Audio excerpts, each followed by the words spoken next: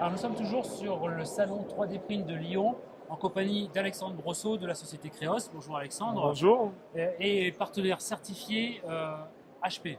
Alors exactement. on voit l'imprimante derrière, c'est une image mais on la voit bien. C'est les dimensions réelles. L'imprimante. À peine, la machine est encore un peu plus grande que ça, D'accord. mais on Bon. est proche de la dimension réelle. Alors déjà présentez-vous et présentez-nous Créos et après nous parlerons d'HP. D'accord, je suis Alexandre Brosseau, co-gérant de la société Créos. On est une société lyonnaise spécialisée dans les équipements 3D de prototypage depuis 9 ans. On distribue des équipements 3D comme des scanners 3D, des fraiseuses, des imprimantes 3D, des machines de duplication coulée sous vide, dans tout un tas de domaines tels que le médical, le dentaire, l'audition, l'industrie. On vend également des machines de gravure, la bijouterie, joaillerie.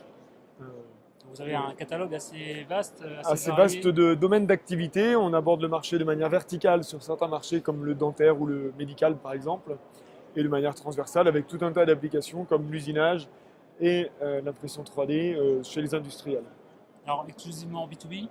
exclusivement B2B. Et vous avez un site internet sur lequel on peut voir toutes vos activités. On a plusieurs sites internet. Alors, allez-y. Creos.fr qui est notre site vitrine référent où on trouvera tous les produits.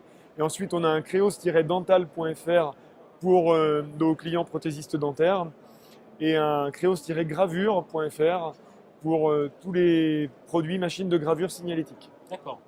Alors, et concernant HP, donc c'est une nouvelle offre, enfin, Oui, une nouvelle option dans votre catalogue. exactement. HP arrive sur le marché depuis le mois de mai, a annoncé son arrivée sur le marché avec la nouvelle technologie HP Jet Fusion. Le réseau français vient juste d'être présenté. Nous sommes aujourd'hui partenaires certifiés HP. Les machines vont être disponibles sur le réseau, enfin disponibles à la vente, à la livraison à partir de juin-juillet l'année prochaine. Et elles peuvent être déjà pré-réservées pour être dans les premiers à avoir la machine. Alors, HP est très attendu sur le marché de l'impression 3D. Oui. Expliquez-nous un peu quelle est la particularité de l'imprimante 3D HP Jet Fusion. HP, dans son approche du marché, a vraiment voulu changer ne pas offrir simplement une imprimante de plus comme les autres. Ils ont à la fois créé une nouvelle technologie de poudre. Nous ne sommes pas sur du frittage avec du laser, mais sur de la poudre de polyamide aujourd'hui, du PA12, avec un agent liquide qui va permettre de durcir la poudre et d'obtenir les pièces. Mais ils ont surtout vu la solution dans sa globalité au niveau de l'utilisateur, avec une station de traitement, une processing station, c'est son nom, qui va permettre de préparer l'impression, les poudres, et ensuite de nettoyer tout le cake de poudre automatiquement. Et donc il n'y a plus de manipulation des poudres manuellement par Le l'opérateur. soufflage. Il n'y a pas besoin de tout démouler. Il y a un gain de temps qui est énorme.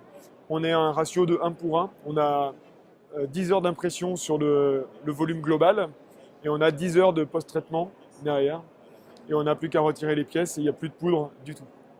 Donc là, cette approche, elle est vraiment Donc, cette assez machine-là révolutionnaire. va se. Ouais, on le voit, je ne sais pas si on le voit à l'écran, mais sur la partie basse, là, on voit bien l'imprimante 3D et le processing station qui va permettre de préparer les poudres, donc préparées avec de la poudre neuve et de la poudre recyclée.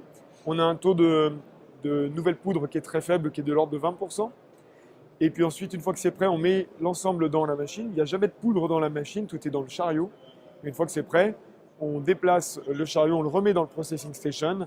Et là, il va y avoir une solution vraiment automatique qui va venir nettoyer l'ensemble, en retirer les poudres, et on n'aura plus qu'à ouvrir et avoir à retirer les pièces prêtes à être post-traitées avec du sablage, de la peinture, ce que l'on veut.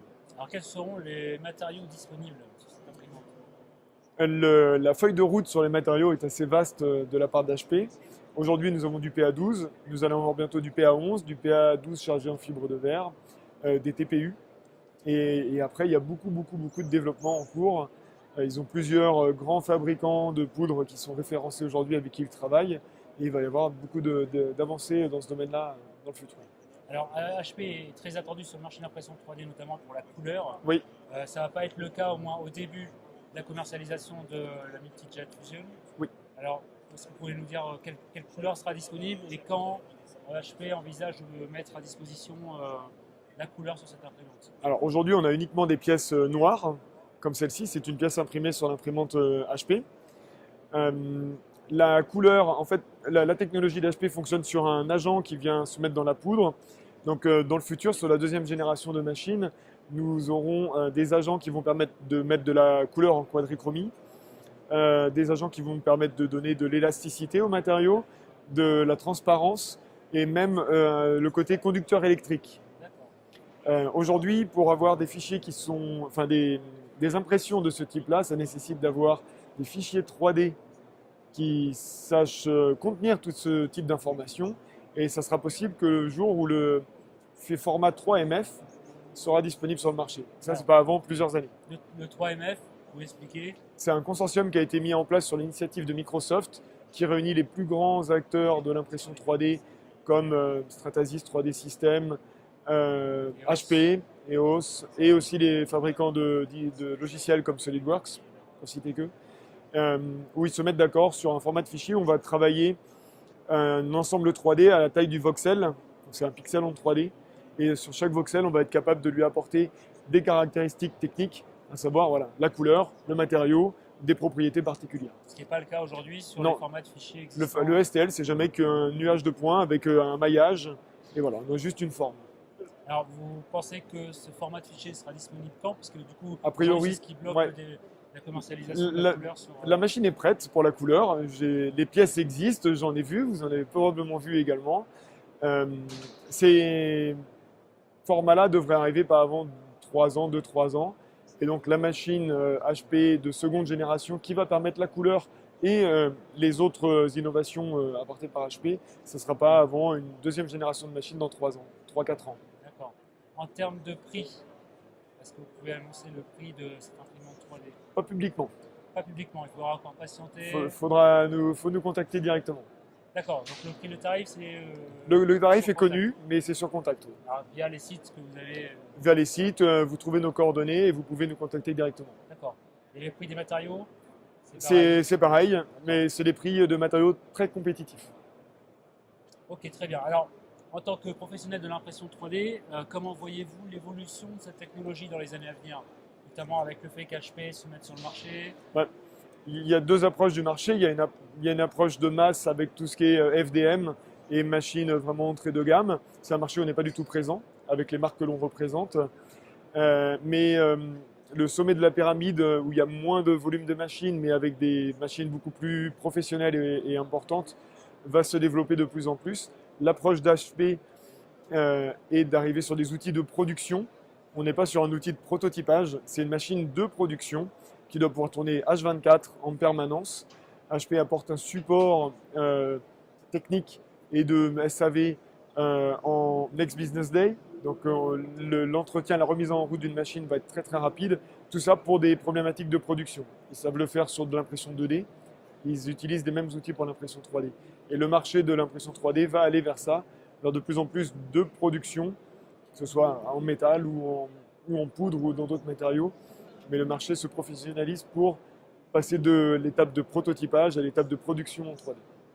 Très bien. Merci Alexandre. Merci beaucoup. Et bonne continuation. Bonne continuation, au revoir.